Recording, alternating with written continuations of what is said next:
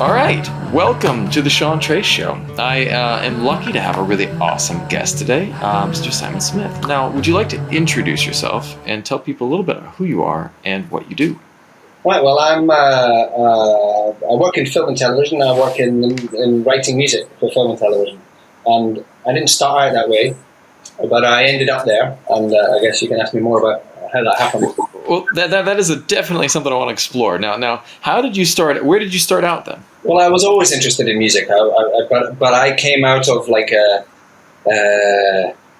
playing instruments and learning to play things, and then I went to university and studied music, and then did playing in bands.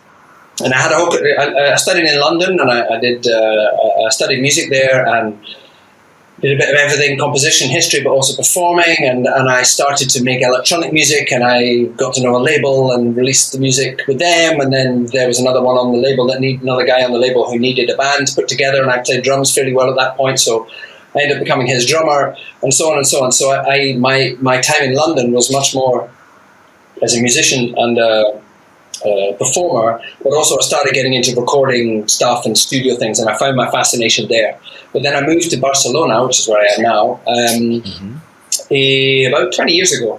And so I've been here since. And when I moved here, I started to develop a career as a studio bod writing music. I always knew I wanted to write music. And so I kind of started to do that. And I got into media. My wife's a graphic designer. She knew some media companies and design agencies and graphic people.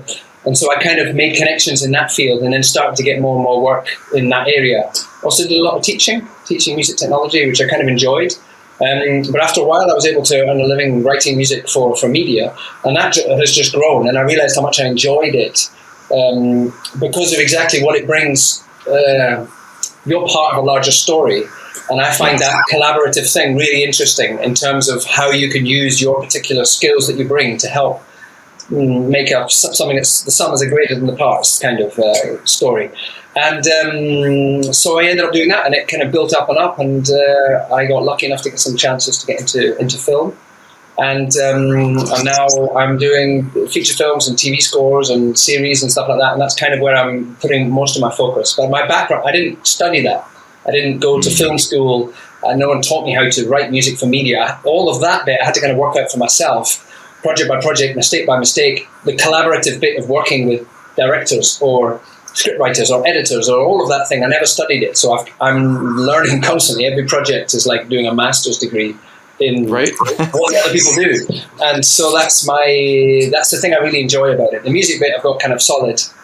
And now it's about like, I feel like I got my black belt, and now I'm kind of like learning to forget it all and like put my mind in a completely different area and bringing what I can to someone else's vision and collaborating with them. So that's kind of how I end up there, and it kind of suits me, the kind of musician I am. I guess I'm kind of like a butterfly mind. I love jumping from style to style, genre to genre. I'm always like, a new project comes along and I think of a new thing I've always wanted to have a crack at, like I'm going to use a banjo, or I've got that thing I've never used, or I just found this in the street, I'm going to make noises out of it.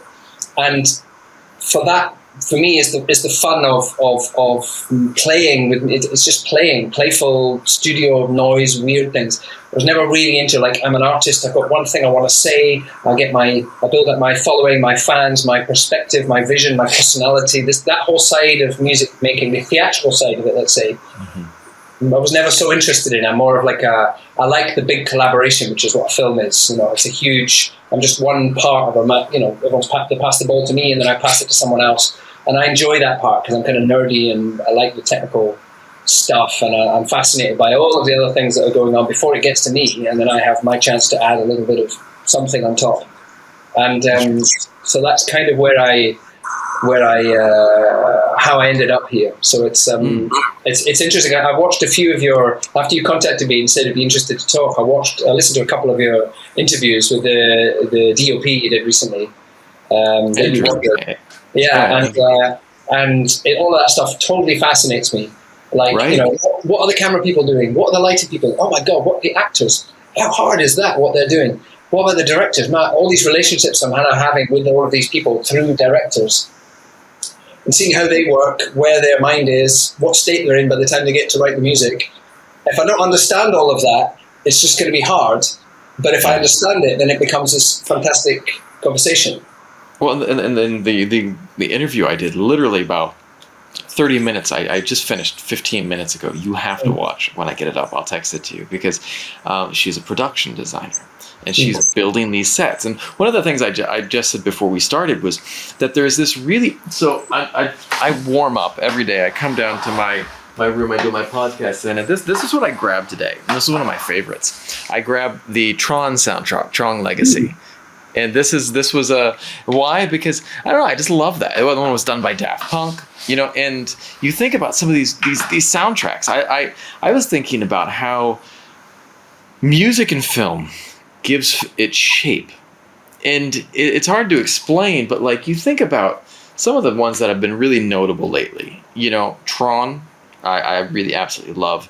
The Mandalorian, that just really knocked it out of the ballpark. And, he had the recorders. This thing of just taking these bass recorders and playing them is just like genius. Did you see the documentary about that? Yeah, did you? I don't know if I saw maybe I did see the same making of behind it, but I also saw. Yeah, I also saw there's a great YouTube channel by a film composer called Christian Henson.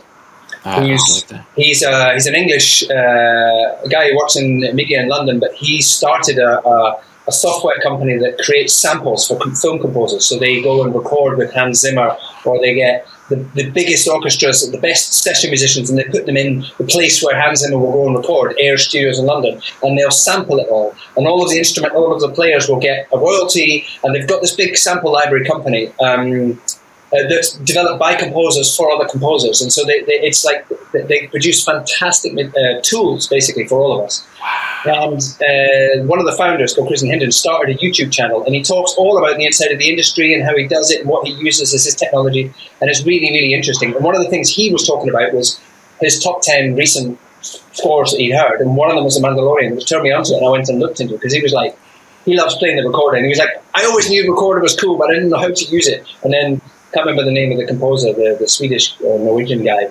Yeah. And it's like, God damn, look, you see? Right. You think space battles, you don't think, No, and it was genius. It was genius because it was it had a little bit of that, like, because I mean, The Mandalorian was heavily modeled off of, or heavily based on, a lot of Japanese cinema. Right. So there's a lot of cross references to that. And if you think about it, it had that in Japan they have the shakuhachi, and so there's that very much that shakuhachi vibe, but it wouldn't have been right with a shakuhachi because that's obviously being ripped straight out of a samurai movie. Yeah. So that the play onto the recorder, I was just like, when I heard it, I was like, oh my God, this is brilliant. Yeah, and it's like, those references, cultural references, are the things that fascinate me about writing film scores, because it's not like I'll put a melody and I don't come from the school of film.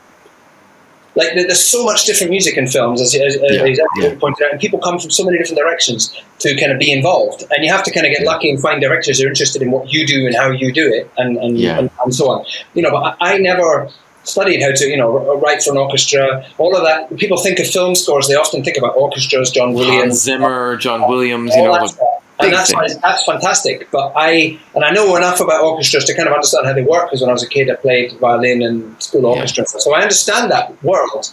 But I came at it from electronic music and pop and rock and roll and punk and recording bands and dealing with singers and that kind of, and playing drums in a drum and bass band, and that was the thing I did when I was younger, and then so I come out of like having certain sounds and tools in my musical toolkit, which are much more from pop and electronics and tech, but I can also pull from maybe classical piano or strings and violins and so on. So I kind of have a bit of an eclectic background that allows me to pull on all these different things. And what I find fascinating is the reference, just like you said about the shakuhachi, like the meaning behind all of the choices you make, not just the notes, but also what type of piano, where you place it. Do you stick it in a reverb where it's lost around the corner? Is what associations does the reverb create in our minds? Of does it feel like an empty mansion? Does that suggest loneliness? Does it suggest memory? Does it suggest distance? And how does that become part of the storytelling within the score? And it's the reverb. It's not the piano notes. and all of those layers matter. And then when you make references to things, people might not make the connection, but I didn't make that connection either. I didn't know that, but you're right. The Japanese reference, and you can see the connection over. And even if that's an instinctive decision that someone's made, it feels right. And then afterwards you can go, look, because we're all swimming in this cultural soup of feelings and ideas, and that's what we can play with the music. And that's what I find fascinating, because you have these such interesting conversations with directors, because they get it, even though they don't know how to express it musically, but they understand references, because that's what they're doing as well. And with everybody, with the set designers, they're thinking about these references, and with the actors, they're thinking about other references, and they're mashing it all up together. And the musicians are just one of the other people with which they're having these creative discussions. And, that's the bit I love, because we're not talking about music, we're talking about culture. Yeah, and feeling and emotion and all these things, and that's the bit I love. No, I feel you. And it's brilliant, because what you were talking about, like, one of the things we talked about earlier is it's part of this grander scheme of world building. The music is part of it's literally an immersive experience, because, like, think about, like, you have a character that is going to do something dramatic, and it's like a final fight scene in a movie. You're going to be building up, there's going to be some type of music. And literally, like, I played sports when I was younger. And, it was interesting because, and you see it in modern athletes now too, they understand the power of music. Before a game, you'll see all those guys, and they'll have their headphones on, and they will have the playlist that is their playlist that makes them feel like a hero, or you're feeling down, and sometimes you throw on some sad music. Why? Because you want to accentuate that emotional state. We're doing it all the time with our own lives, but for a film is almost like this. I try to explain people to film. Film is almost like a group meditation for like 2 hours, where everyone's kind of in this collective visualization, that everyone's kind of going and visualizing a similar thing, and jumping to a similar place. And one of the things that I hated during the COVID time was the closing down of theaters, and just because. For me, I love movies, not just on the big screen for sight, but I love the sound. I went to see Dune recently.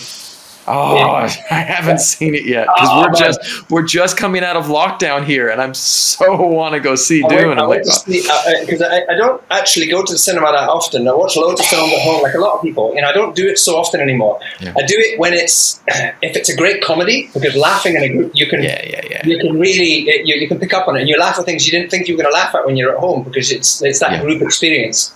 Yes, and then the big impactful films, like the big shows. They're really worth to watch in a good cinema. Because the thing is that what I find is terrible is like the multiplexes with lots of little, 200-seater cinemas, which are kind of a bit like, almost like a big home theatre. They're not so great.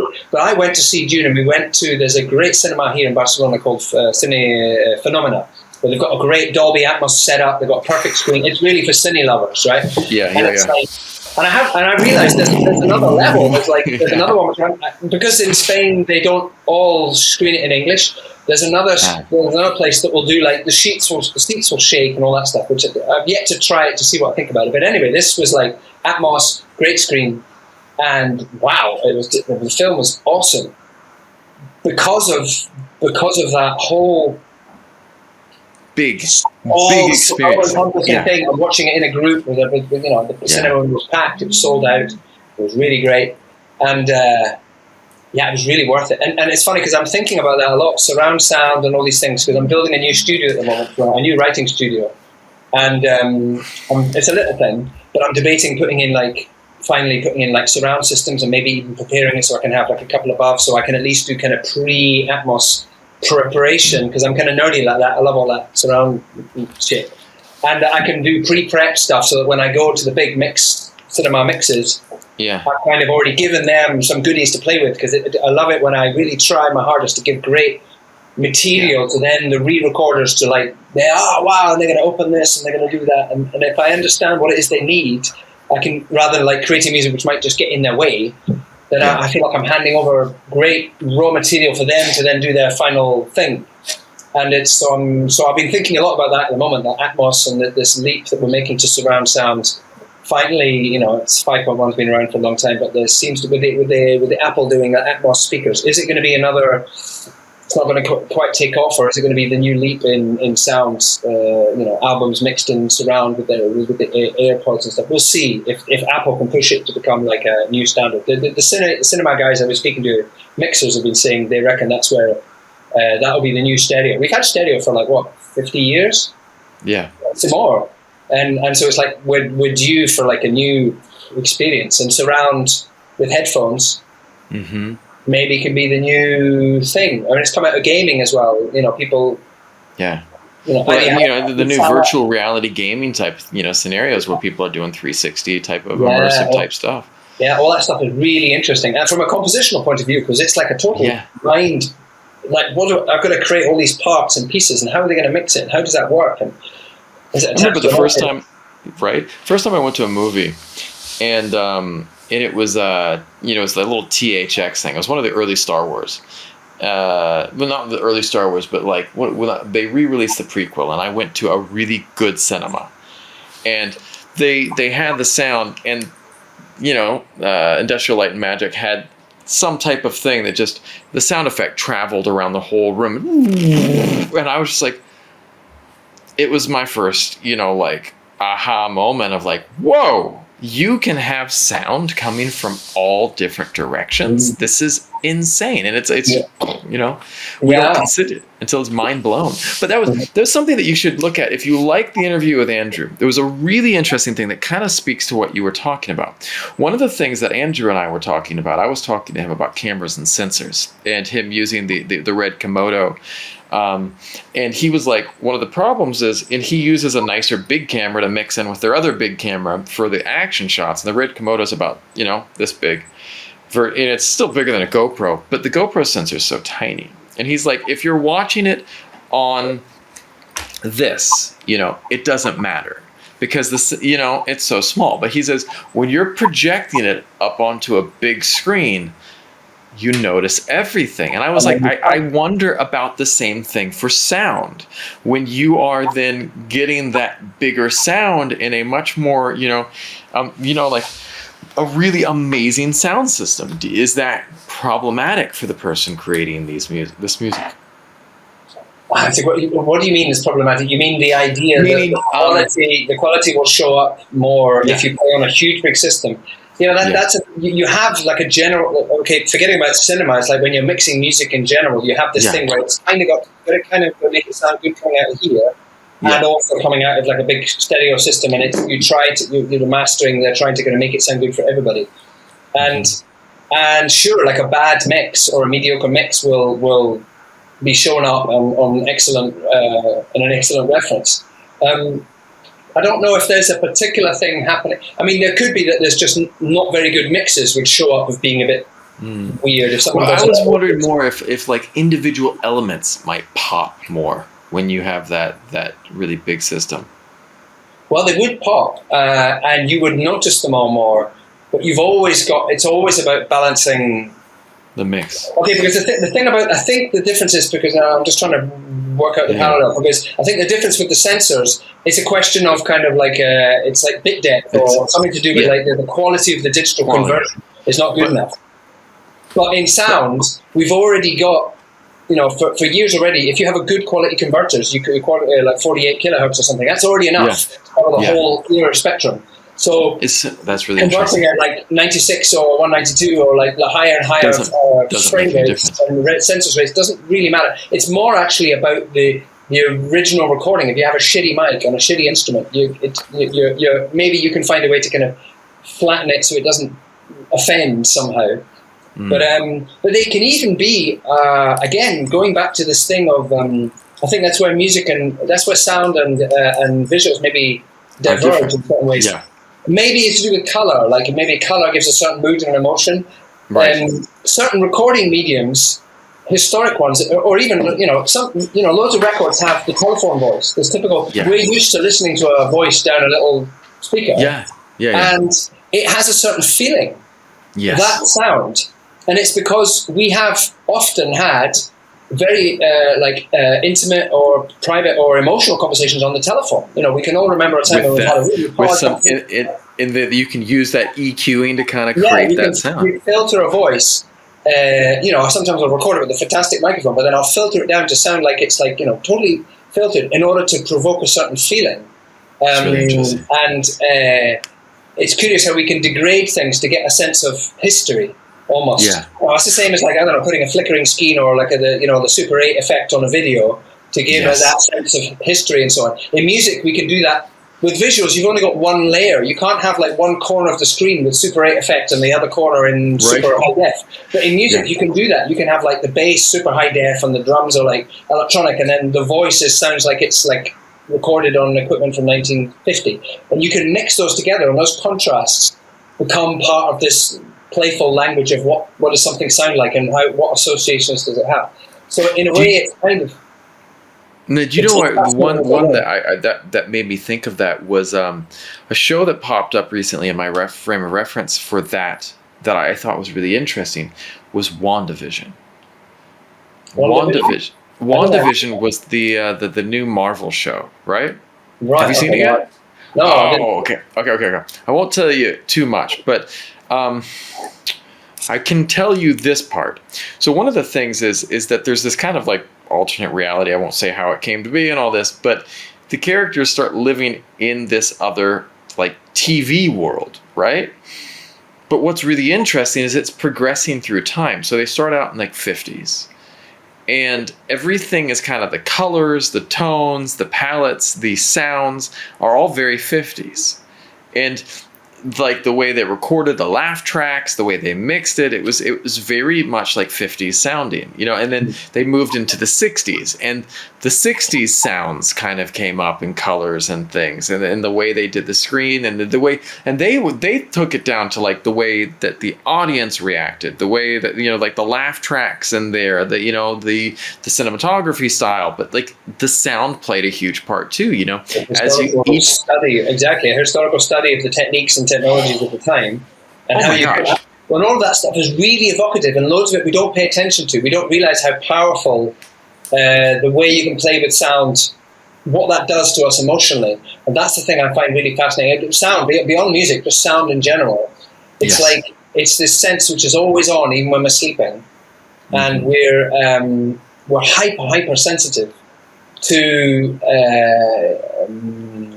to sonic influences, and you know, if you add music and then you add interpretation, or if you add a voice. I mean, a voice is this incredibly evocative source where we're constantly reading other people's voices to know their internal state of mind, the tone of voice, the slight pauses, whatever. So we're experts at that, and so the very slightest little thing can be super powerful. And so like that's why, you know, voices, and that's why we have like songs and there's a singer on it, and it's just like we all put our focus right on the singer. We don't think about the band anymore. It's just the voice, and it speaks to us. And if that voice is being recorded on a microphone, which is like close mic'd, it sounds like they're here.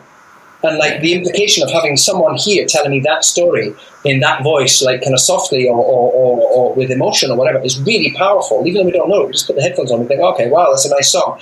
And it's like the power of having them here versus here is another choice which can evoke feeling. So it's like we now have this ability to have super high definition audio all the way back to degraded, sounding like a 1920s microphone or whatever, the earliest, scratchiest technology, and we'll put a drum beat through what sounds like it's on a scratchy record to give it that textures, and they're all just textures and things we can play with. And that's the thing I love about it, because you can layer them up. I don't know. It's like no. I'm loving, man. Now, how did you get? No, we already talked about how you started. Now, what's your process when you approach a film or some type of project? What's your process to like creating the sound for that thing, that project?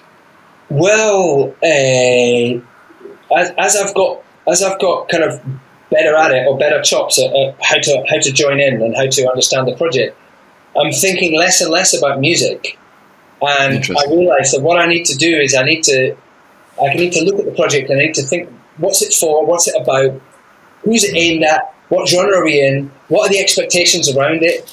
Something might be really obvious what it needs, because all of the other layers of expression are so clearly of a genre that it makes sense to follow that. But there are other occasions when that's precisely when you can completely pull it in another direction by playing against it. But it's like, unless you understand the why of the project and because in the end, I'm trying to help someone else tell their story. Yes.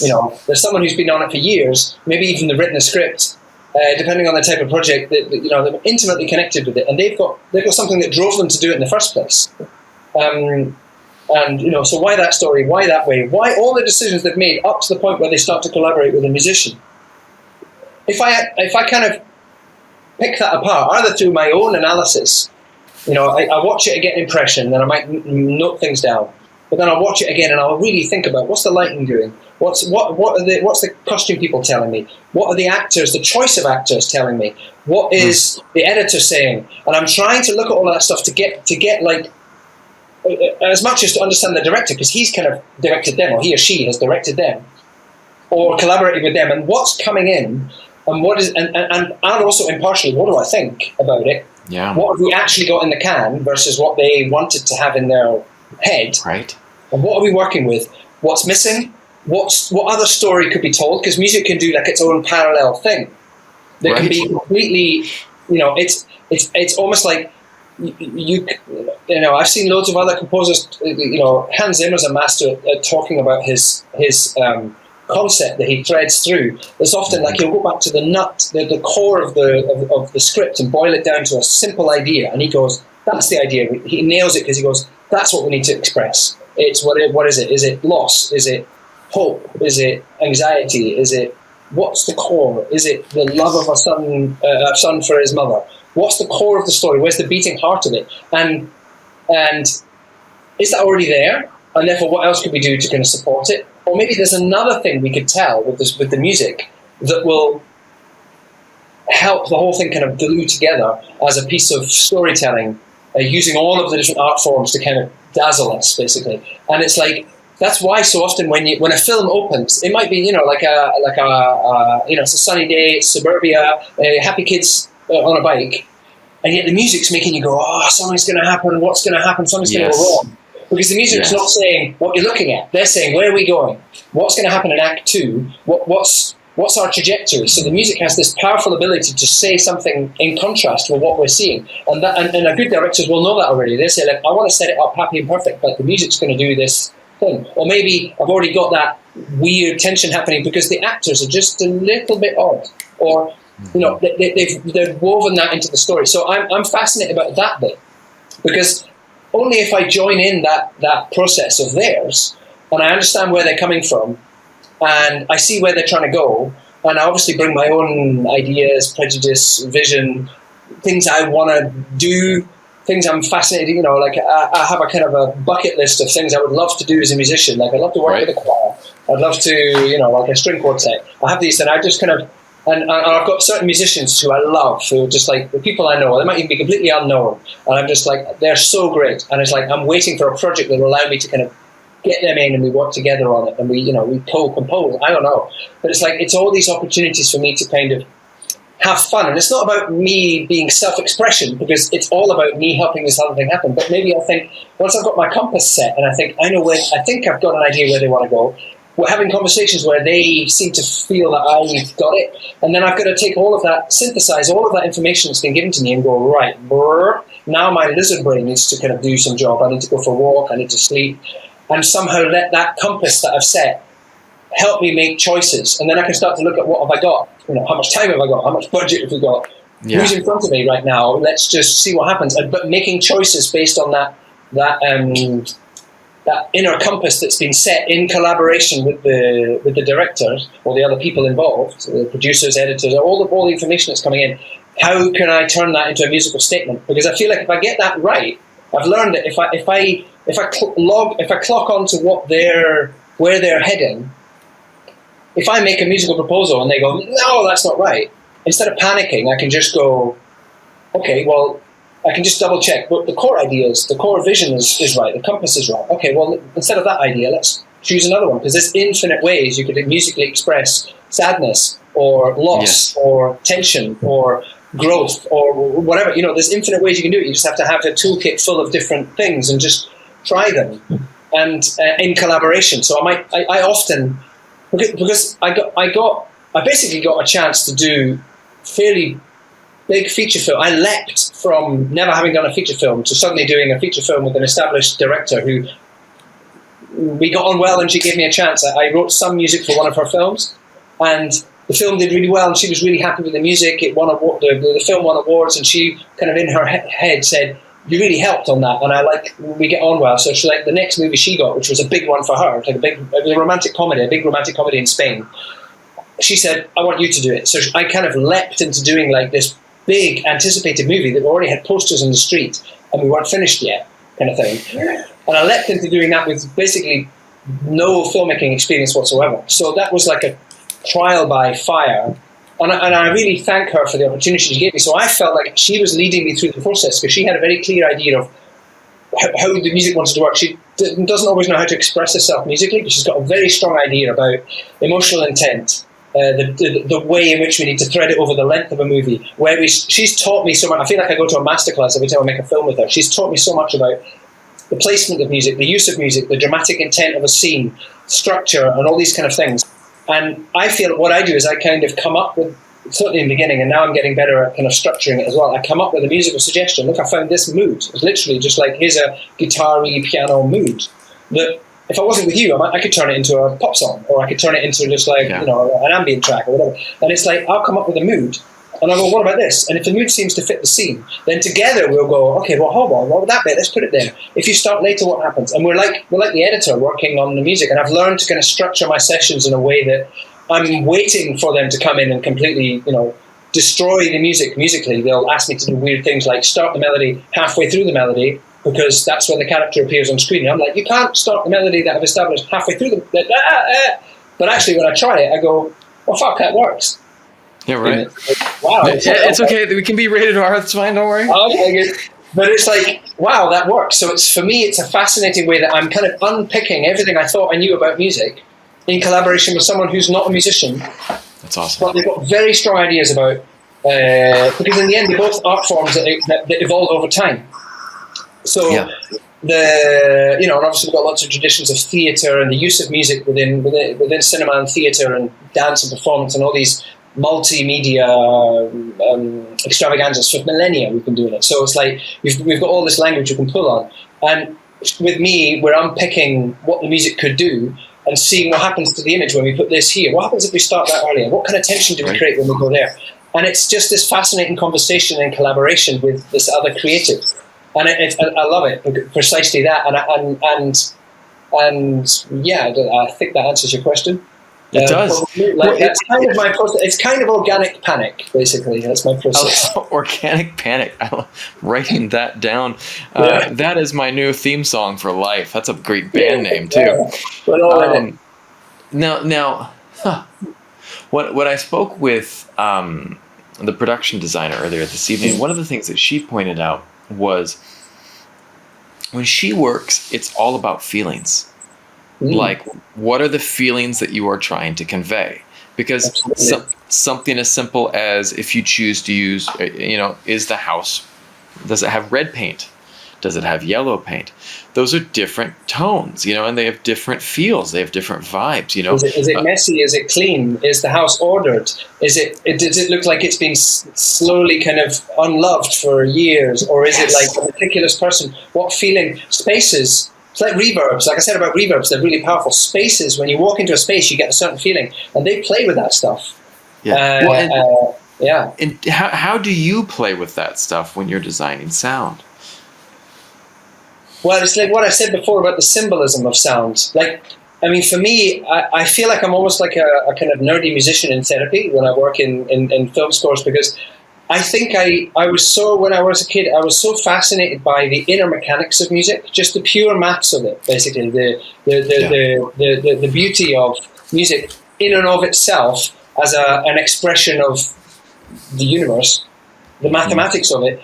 that I wasn't actually paying any attention to the emotion of it. So some musicians come out of the need to express an emotion. So they write a song, or it's all about a performance, or they're a punk band and it's about emotion. It's not about technique. And it's like I think I came at music from a very logical pattern. A lot of intuition still goes into patterny performances and performances of pattern-based music, but it's fundamentally I was kind of nerding out. That's why I kind of got into jazz and I got into the nerdy details of the inner noodling of music.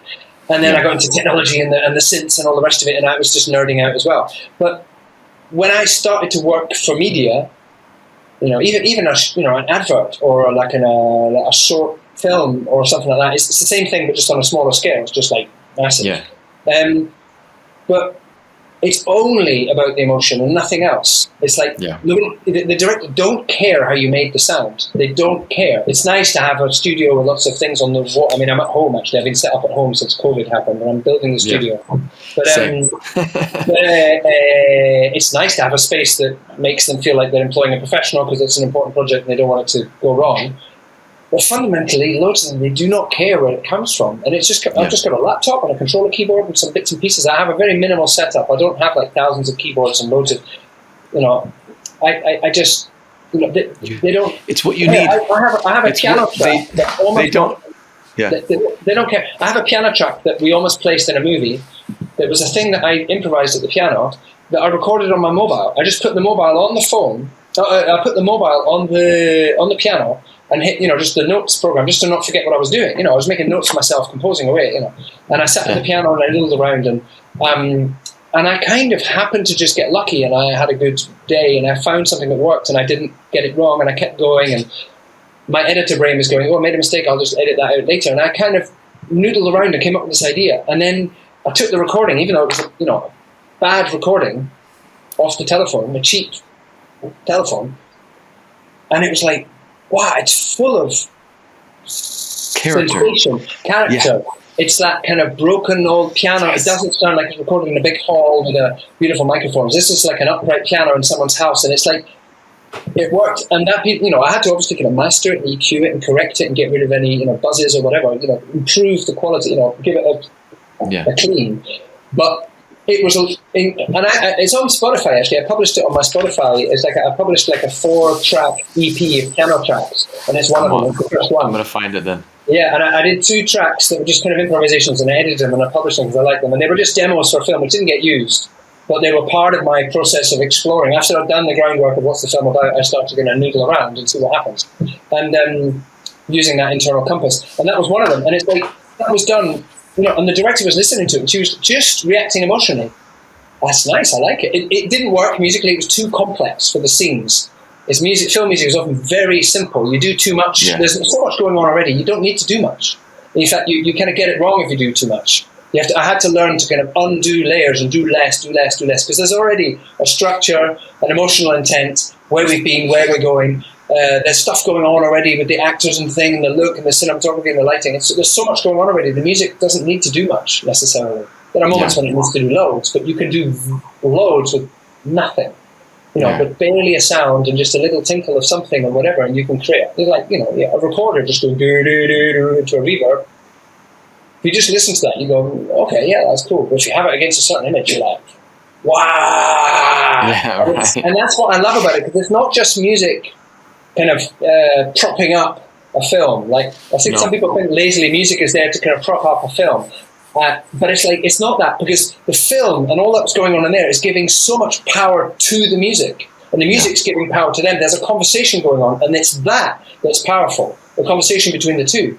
And once I kind of started to understand that and realized you could do very little, you get quicker. If I can else, you'd have to write full things. You can just do it all very quickly, but anything goes, and that's what I love as a musician. Anything goes. I can, as long as it's not like bad. You can have good bad, like a shitty guitar played in a shitty amp, making a bit of a punky sound, played by my limited guitar playing. Sounds a bit punky and a bit garage, and that's what's needed in this moment. Not like an excellent guitar player and a beautiful amp recorded in a top studio. That won't actually have that punky feel that we need for that particular scene.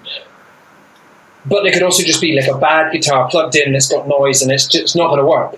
So there is kind of bad, but there's also great bad, if you know what I'm trying to say. No, I totally understand what you mean. And I love that because it's like, the process. Once I've kind of set my compass, it's like, how do we want to do this? What's going to work? And serendipity will happen. Like, I didn't plan for this piano recording to work, but once I put it together, I wasn't rejecting it because I better do that properly. I do it again. I was like, wow, there's something there. There's a feeling. There's an emotion going on. I'm gonna let's run with it and present it. And the director's it's just another color being put on their palette, and they're painting it on their thing, going, that seems to work. They don't care where it comes from, and they don't even want to know necessarily. You start going on about kilohertz and G minor 7, and they're just, I'm busy thinking about the story I want to tell. I don't care.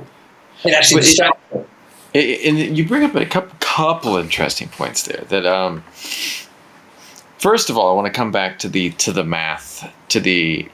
I've always been fascinated by music because I am not good with music theory, but I do understand the mathematics to a degree. That one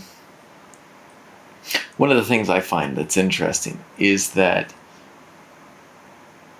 conceptually, I think music is actually a language, and sound is a language. It's not in and of itself music. My wife is a professional singer here in Vietnam, and one of our guitarist friends, Sa.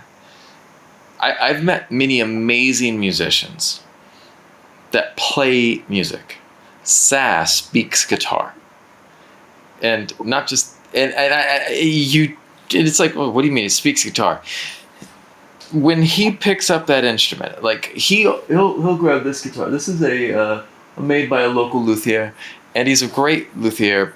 I play it okay. I play okay. I'm a campfire guitarist. I like music, but I'm not a great guitarist.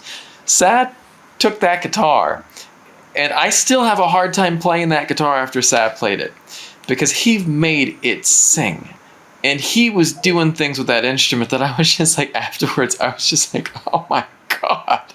Yeah, it's the intent of the musician behind it, and that's why it's so interesting, because it is a language in the sense that, we speak. When I moved to Spain and I learned Spanish, and my wife's German, so I learned a bit of German. I speak Spanish, and I've had to learn Catalan as well because we live in Barcelona, and Catalan's the language around here, as well as Spanish in the city. So I understand Catalan well, and it's like I had to kind of open my mind, especially as a kind of Anglo person. I'm from Scotland. I spoke one language and a bit of French at school. I had to open my mind to learning a new language, and it was only when I made the click of like, instead of trying to like make one-to-one translations between one language and one word and the language of the other, if I stop and go inside myself and say, what is it I want? Instead of trying to work out how to say, pass me the salt, please, you go, well, I want someone to pass me the salt. I could also just point at it and go, have a face of please, and that would be successfully communicating with that person. And if you're in Vietnam, you've probably experienced exactly what I'm talking about. So many times. Right. So it's like, once I realized there's a me inside of me who's not speaking English. There's a being inside of me that wants to express something. So if I'm learning English, it comes out in English. If I learn Spanish, it comes out in Spanish. If I learn Vietnamese, it'll be in Vietnamese. But if I take a guitar, or I get good enough at my instrument, I'm no longer thinking about how I use my hands. I'm actually just expressing myself through my fingers on this instrument. And what I'm feeling in that moment might be rage or anger or fear or whatever, and out it can come. And there's a magic to that, because like you said, what is that person wanting to express? And when you're asking for that salt, what is the subtext of asking for that salt? Are you asking in joy? Or are you asking in desperation? Because you could, conceptualize asking for salt in guitar, in the synth, in whatever, and it is. But are you again, like you said, Hans, it boils down to that basic emotion, and Yeah, I mean, music has this ability to get somehow, and it's a mystery, and we all know it. It's like time. We all understand what time is. Can't explain it, but it is what it is. And music seems to have this thing where everybody seems to respond to it, and animals and nature responds to it the same way. A sad tune is a sad tune. Yeah, and it's like, but then you get cultural different. You have a layer of culture, which can mean that something which is considered a sad, harmony in Turkey wouldn't be in Scotland, for instance. And so you can see the layers of culture kicking in about certain things. But underneath it, I think it resonates with us very, very deeply at an animal level. The same way as, I don't know, you walk into a beautiful architectural space covered in Arabic carvings, and you look at it and you marvel at the maths of it, even though you can't understand it, but you understand that there's something beautiful happening. Mm-hmm. And I think music has this, it's like architecture in motion, I think someone said, it's like architecture over time. It kind of, and I try to think of music as, it can suggest emotions because it can move like emotions move inside of us. Yes. So like we have, emotions will rise, they'll lower, they'll have contradictions, they'll have different layers to them if you think about them, and they'll suddenly shift direction. Our emotional life has this kind of time component to it, which I think music can tap into. So you can get these powerful swelling chords that rise and dip in an elegant and graceful way, and they'll suggest one thing. Or, power and drums and anger and energy can remind us. It's like it's a metaphor, just like a word is a metaphor for a feeling we have inside of us. Music can be some kind of metaphor, and I think we all respond. There's different metaphors, different cultures, but underneath cultural meaning, but underneath it, there's some kind of something there. I think that I keep trying to pick at to understand how music works. So I think it has a kind of mathematical component part, and it has a very powerful emotional part, and it's those two together which is fascinating and very powerful. 100%. And it's like you pointed out something about the cultural layers. Like, so for me, I love living in Vietnam. It's fun, but there's one time a year that's really tough, really, really tough. That's Christmas. And if I didn't hear Christmas music, I'd be fine. But the second you put on a Christmas tune, and something in me is just, I miss my family. I miss my mom. I miss my dad. I miss my brother. I miss snow. I miss, a hot chocolate. It's a big deal. You're from the States, right? Yeah. Right. So it's a big deal in the United States. Christmas is a big psychological moment in culture, in the films, in the movies, and all the rest of it. And obviously here in Europe as well. But it's obviously been amplified by the cultural output of the States, where it's become this, people decorate the houses, they go nuts. Huge. And it's like, so you can see this big, huge thing. And it's like, especially if you've, I can bring up loads of memories. It's like a yearly tradition and stuff. So I can imagine that's really like, and probably for them, they have some big thing that they do once a year, which you're like, it's Thursday. Exactly. That's it. So like for me, I'm like, and my wife will see me and I'm just a mess. I'm just like, if Christmas song comes on, I'm just like, I'm sorry, I don't know what's happening. And she's like, what's wrong with you? It's just a song, But then for them in Vietnam, they have Lunar New Year, what they call that, which, they have a whole set of songs and music. And my mother-in-law, she starts hearing some of the Thet songs that talk about going home, and she's just weeping and just a mess. I was like, this song's gonna make her miss my little brother who can't come home. And there's this whole tradition, and so it's interesting that music really captivates these events, these scenes, these seasons. It's one of the art forms that we use to kind of commemorate these events. Just like decorating your house or cooking certain food and certain smells, certain clothes. It's like they're all kind of tied certain traditions of how you might decorate things, or the certain things you'll put on at certain times of year all over the world for different festivities. And it's like, it's powerful. It's the repetition of culture. I find it really fascinating. I mean, Spain's not so far away fundamentally from Scotland.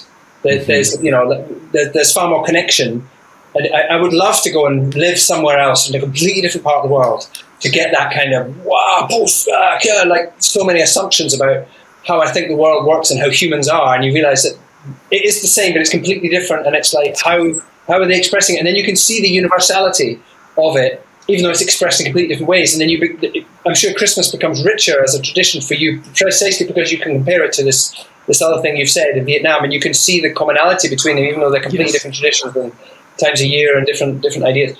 Now, I love that stuff. I mean, I have to have a lot of that with Spain as well. They have certain times, on the summer solstice, St. John's Day, they call it here. It's the summer solstice, like 24th or whatever it is of June. They go bonkers. It's the start of summer. and they burn everything, set off fireworks. They have massive parties down on the beach. Everyone has a party, and for me, it took me years to get used to it because it was like everyone's like, "What are you doing on Thursday?" And I'm like, "Well, I don't know, it's Thursday." And they're like, "No, but we're going to have a party." And I'm like, "What?" But for me, then New Year is a big deal. My birthday's New Year's Eve, and for me, New Year, Scotland's it's Hogmanay, it's a big thing.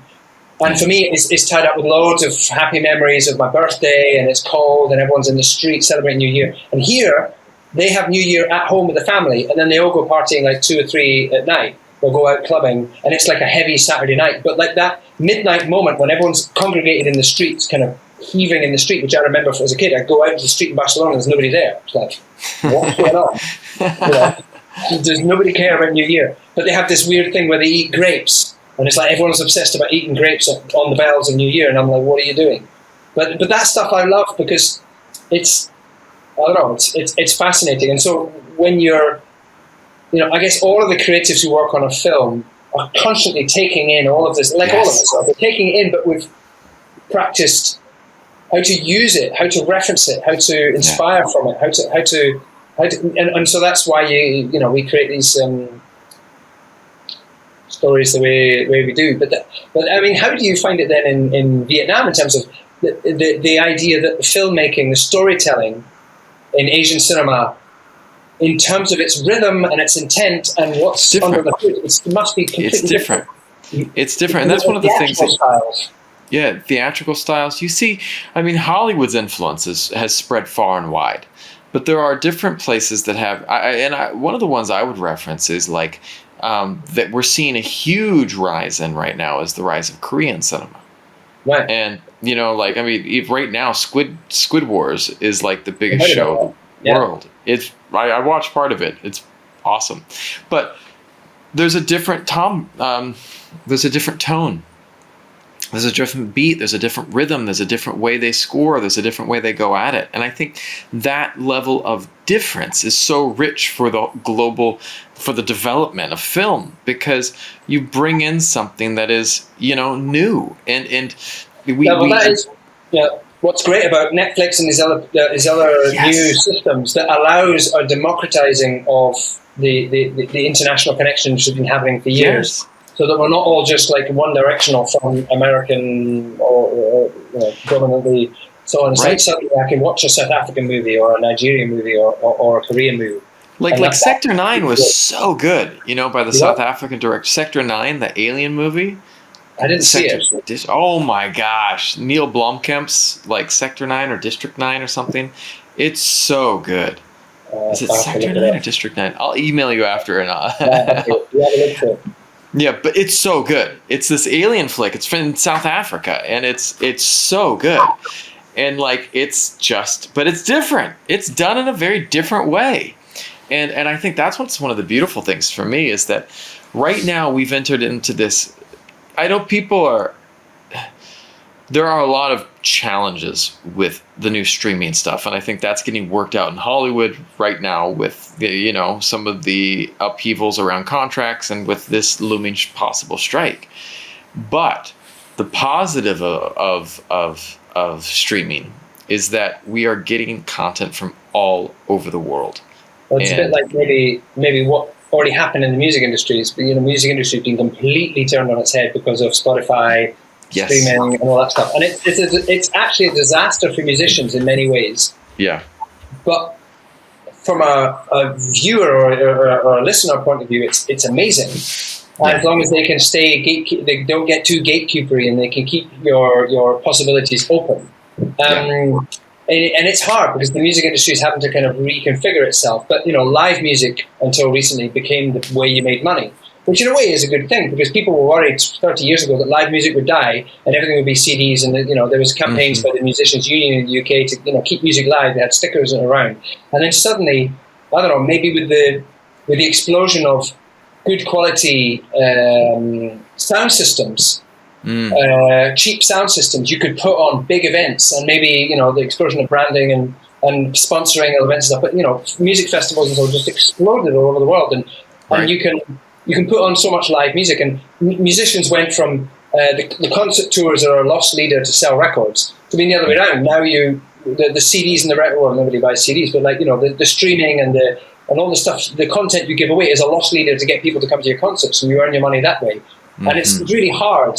I kind of saw the writing on the wall about 10, 15 years ago. Like, either I go down the route of live music, because selling records is going to not work. Writing music, because that would be an option. I write music in my little cave, and then I release music as an artist under this name. And that, if I want multiple styles of music, I do different names. I thought about it, and I was like, because I kind of started on that path before, and I thought it's either media or live. Those are the two directions I need to go. Either so I can carry on my career as a performer and a player, and I love that stuff. But it's a certain mindset. It's more of a theatrical mindset. You could entertain a performer, enjoy the crowd and stuff like that. And I've done it, but I didn't kind of fall in love with it. Let's say I enjoyed it, but I was always at the back playing the drums rather than at the front. Engaging with people as a kind of performer, because it's where it overlaps with theatre. And I prefer the sculpting, crafting. I like that process better. I often think what I do musically is far more akin to the experience a painter or a sculptor or a video editor would have, in the sense that the artistic process is thinking, what do I want to say? How am I going to do it? Would this be it? How about that? I'm polishing it. I think about it. I sleep on it. Come back, polish it again. What do I think? And then I show my little creation to the world and hope that people like it. Kind of that experience is got nothing to do with the experience of a musician who plays on stage, where they practice their heart out, internalize it all, and then leap on stage and try to get into a mindset where they let it all out and they connect their heart with their instrument and sing their heart out and have a theatrical moment of commune with an audience in front of them.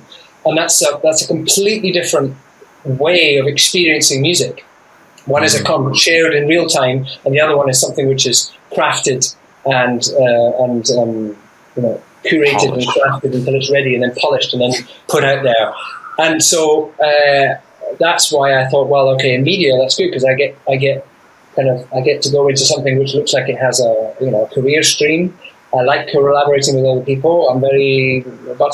I just like being creative. I'm building a studio at the moment. I've got hammer and nails and wood and plasterboard, and I'm wiring things up, and I love that part as well. I love doing shit with my hands. So if I wasn't a musician, I'd be a carpenter, or I don't know what exactly, a product designer. I have no idea. But it's all the same thing. It's a creative process of putting your ideas and imagination into a problem that needs to be solved, and a way to do it in a beautiful, artistic. Try to put some beauty in there and then artistically solve problems. That's kind of like the fun I have. But I can't remember where we were coming from. But it's that idea of like music was damaged by Spotify. Well, not damaged, but the playing field changed. And maybe the problem with cinema or film is that the film already is the thing. Once people have got it, that's it. It's not like it's a loss leader to get people to, maybe it's merchandising or something, but the musician can still go, watch me live, come and see me live, you'll have that experience. And you've streamed the music and you're not paying anything, come and see me live. Actors in a film, or film production, crazy amount of money to put something out there. They haven't got anything. Once it's watched, it's watched. Once it's been, what's the word? Once it's been ripped or pirated, that's it. You've lost it. So it's. I'm interested to see where it goes. It seems that streaming has created a new outlet and a lot of work for creators, which is great. There's like a renaissance of content. But how long is that going to last? I hope it will last a long time, and that we just have more platforms and more content. But it's going to be an exciting journey, man. Yeah.